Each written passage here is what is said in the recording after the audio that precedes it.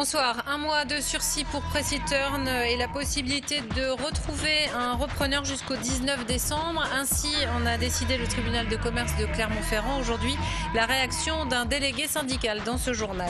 Anna Aubois est notre invitée. La vice-présidente du conseil régional vient nous parler du lancement de la carte de paiement pour les 18-25 ans. L'Auvergne est la première région à mettre en place une telle opération.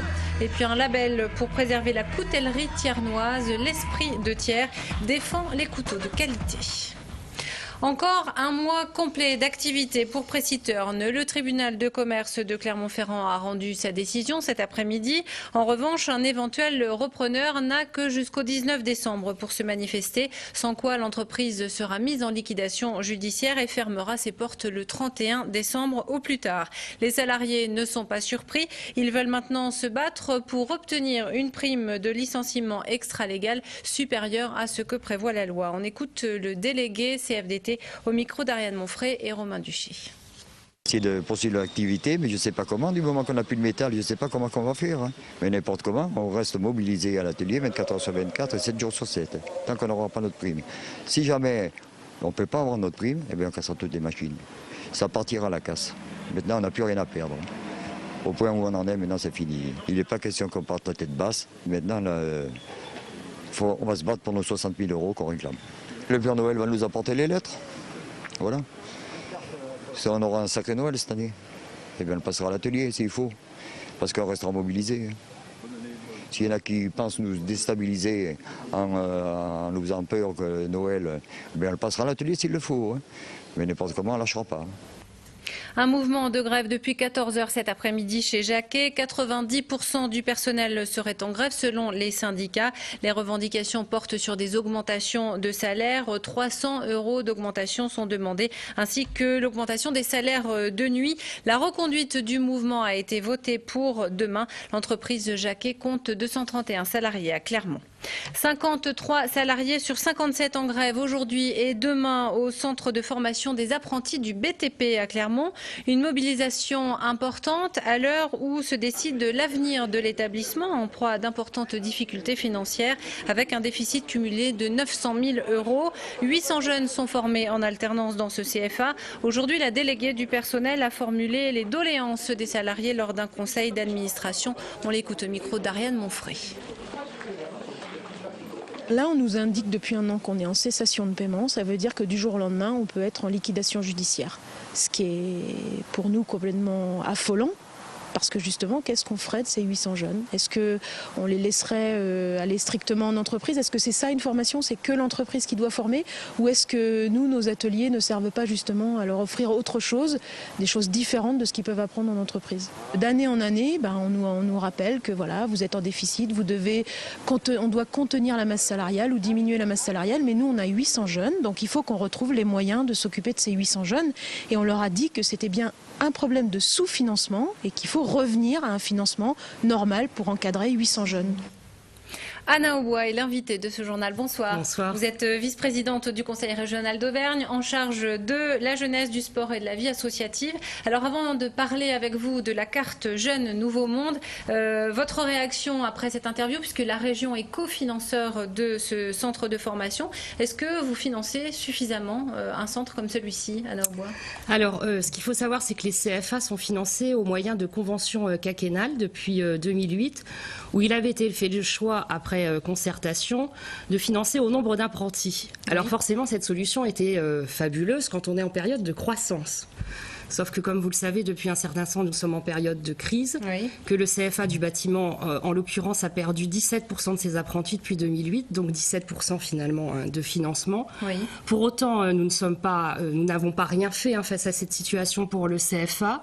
Nous leur avons dit depuis un certain temps, avec le 3CA BTP, qui est l'organisme collecteur et de la formation du BTP, qu'il y avait des problèmes de dépenses structurelles sur lesquels il fallait vraiment se pencher. projet. Oui. Et nous avons décidé en novembre de leur attribuer 150 000 € pour la part conseil régional et 150 000 € de cet OPCA supplémentaire. Donc ce qui fait qu'on était déjà quand même à 1 435 000 € de financement, plus donc 150 000 et 150 000 plus 300 000. C'est vrai qu'à mon avis, il y a véritablement une nécessité de se pencher. Ce que je voudrais dire surtout, c'est que ces conventions quinquennales arrivent à terme l'année prochaine, donc nous allons entamer une année de discussion.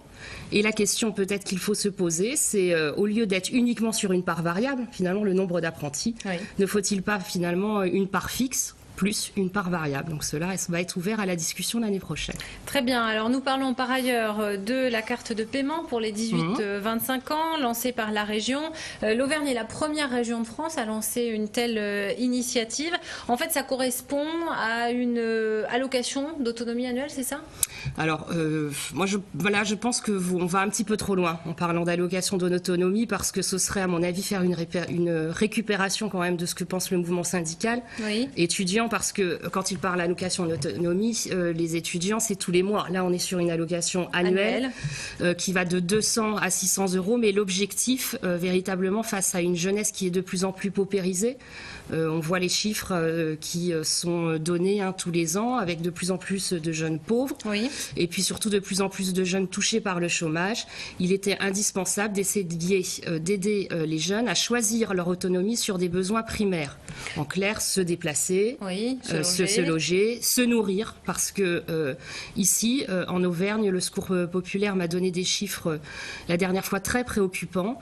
Il y a 2 ans de ça, il y avait 4 étudiants qui venaient chercher un colis toutes les semaines. L'année dernière, c'était 98. Je n'ose imaginer combien cela sera cette année. Également les soins. Voilà, c'est-à-dire la possibilité d'acheter une mutuelle, mais aussi la contraception et les préservatifs. Parce que sur le questionnaire qui nous ont été remis par les jeunes, sur les 3700 réponses que nous avions eues, 25% d'entre eux disaient qu'ils limitaient les soins de santé pour des raisons financières. Donc, ce qui veut bien dire que derrière, il n'y a pas de mutuelle. Et 1 sur 8 renonçait aussi à la contraception pour des raisons financières. Donc on est là au cœur des actions de la région en faveur des jeunes. La jeunesse est grande cause régionale. Et cet accès à cette carte est évidemment sous condition de ressources. Qui est concerné dans la région ? On a fait une entrée territoriale et une entrée sociale. L'entrée territoriale, ça veut dire que ce sont tous les étudiants qui sont en Auvergne sur critères de bourse sociale. Voilà, ceux qui ont les bourses sociales de l'échelon 0 à 6, ce qui fait quand même 14 500 étudiants qui vont pouvoir en bénéficier. Ensuite, bien entendu, les boursiers aussi du secteur sanitaire et social, parce qu'on en a la charge, donc il paraît aussi normal de pouvoir aussi les accompagner un peu plus. Et bien entendu aussi les jeunes demandeurs d'emploi suivis en mission locale, c'est-à-dire que l'on souhaite quand même qu'ils soient dans un projet professionnel, pas uniquement demandeurs d'emploi, sans essayer petit à petit de retrouver le chemin de l'insertion. Donc c'est potentiellement 23 000 jeunes en Auvergne. Voilà, parce que c'est à peu près 8 500 sur les missions locales, donc on est à peu près à 23 000 jeunes normalement bénéficiaires de cette carte. Elle sera proposée dès janvier aux jeunes de 18 à 25 ans. Alors dès janvier, surtout dès le 15 décembre, ils vont pouvoir aller faire une simulation soit sur le site auvergne.org et ils seront directement sur le site, soit il y a vraiment un site qui est carte jeune au pluriel -nouveaumonde.fr où là en fait vous avez tout le cheminement pour faire la simulation, et si la simulation est positive, vous pouvez vous préinscrire du coup dès le 15 décembre pour recevoir votre carte au plus tôt. Anna Aubois, merci. La fin de tout un symbole dans la ville. 2 des 4 cheminées en briques de Michelin seront prochainement détruites. L'une à Catarou, l'autre au Carme. Elles disparaîtront dans les prochains jours. Alors que le site des Carmes est en pleine réhabilitation, c'est une page du passé industriel de la manufacture française des pneumatiques qui se tourne. Reportage Romain Duché. Elle fait partie du paysage clermontois depuis près de 90 ans. Cette cheminée en briques, située au Carme, va bientôt être détruite, tout comme l'une de ses 3 sœurs jumelles de Catarou. Les 2 cheminées concernées servaient autrefois à évacuer des gaz de chaufferie, mais elles ne fonctionnent plus depuis des décennies et elles présentent un état de fragilité avancée. Nous sommes, je dirais, tous attachés à ces cheminées. Elles font partie de notre paysage quotidien, de notre environnement. Et tant qu'elles ne posaient pas de problème particulier, nous pouvions les conserver. Malheureusement, comme je le disais, le constat est aujourd'hui sans appel et il fallait prendre cette décision de les démonter. Pour détruire ces cheminées hautes de plus de 20 mètres, il faut d'abord bâtir un échafaudage adapté. Viendra ensuite, la semaine prochaine, l'étape délicate de la destruction. Les opérateurs engageront ce processus de déconstruction par le haut. Et donc, au fur et à mesure que les briques seront décellées, elles seront mises à l'intérieur de la cheminée, récupérées en bas par l'ancienne âtre de la cheminée et évacuées selon les procédés classiques. Que les nostalgiques se rassurent toutefois, 2 cheminées qui, elles, sont toujours en fonctionnement, resteront sur le site de Catarou. Des chantiers qui se terminent plus tôt que prévu. Une fois n'est pas coutume, les travaux engagés par la direction des routes du Massif central ont bénéficié de la météo clémente. Concernant le terre-plein central entre Issoire et Le Broc, la fin du chantier est prévue mercredi soir et la remise en circulation normale sera effective dès jeudi matin. Pour le chantier du Cré, les travaux s'achèveront ce vendredi 2 décembre, 2 semaines plus tôt que prévu. Dès le début du week-end, la circulation pourra donc se faire sur les 2 voies de circulation dans le sens sud-nord et la bretelle d'accès à l'autoroute du diffuseur numéro 5 sera réouverte. Thiers, le berceau de la coutellerie depuis 6 siècles. Le secteur emploie 20% de la population active du bassin thiernois, soit 1500 personnes, mais contre 5000 salariés il y a 30 ans. La concurrence est rude et pour valoriser son savoir-faire, la coutellerie thiernoise a lancé un label. L'esprit de Thiers défend clairement la production des couteaux de qualité. Voyez le reportage de Philippe Robert. Un couteau fabriqué dans le bassin thiernois suit un long processus composé d'une dizaine d'étapes. Un couteau qui possède des caractéristiques précises, d'où sa qualité, mise en avant par un groupement de 18 couteliers sous un label commun baptisé Esprit de Thiers. Le cahier des charges définit donc au niveau de l'acier, au niveau des étapes de la fabrication, pour avoir un produit qui soit absolument parfait. Donc il passe devant une commission, un contrôle, et c'est pour le client final une sécurité d'avoir un couteau qui est déjà conforme aux normes, mais qui en plus va avoir une durabilité, puisque c'est ça qu'il cherche. Des pièces haut de gamme, fabriquées avec un savoir-faire ancestral sur du matériel sophistiqué et précis pour se démarquer des couteaux importés entre autres de Chine. De quoi séduire en 2010 18 chefs de grands restaurants parisiens qui ont testé ces produits. Et cette année, 44 chefs des Toques d'Auvergne ont reçu en cadeau un coffret professionnel. C'est une très belle qualité de produit, vraiment une très belle qualité de produit. Les couteliers thiernois ont été très généreux avec les Toques d'Auvergne et ça va nous permettre une belle représentation. L'opération va être étendue dans 22 restaurants parisiens très prestigieux, de quoi trouver de bons ambassadeurs pour ces articles made in Auvergne. C'est une collaboration qui me semble intéressante parce que d'une part on est très proches les uns des autres et d'autre part on a tous une carte à jouer en termes de ruralité, de qualité de produit et de fabrication. Des restaurants qui mettent également en avant les couteaux thiernois sur leur table. En 2010, l'opération a touché plus de 20 000 consommateurs.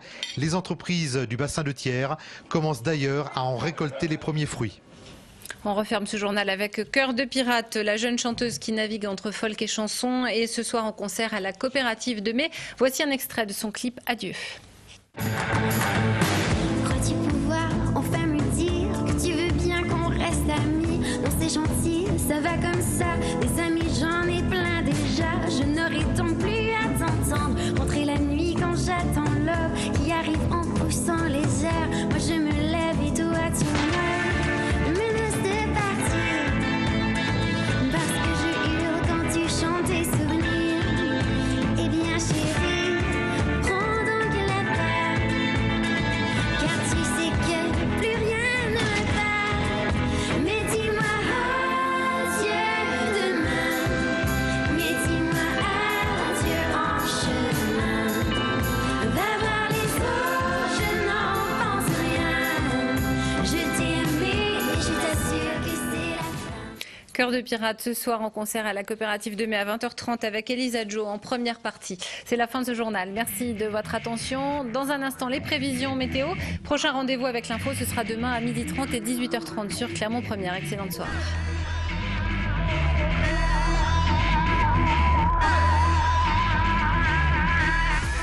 Toute l'actu locale est aussi en ligne. Retrouvez votre JT sur clermontpremière.com.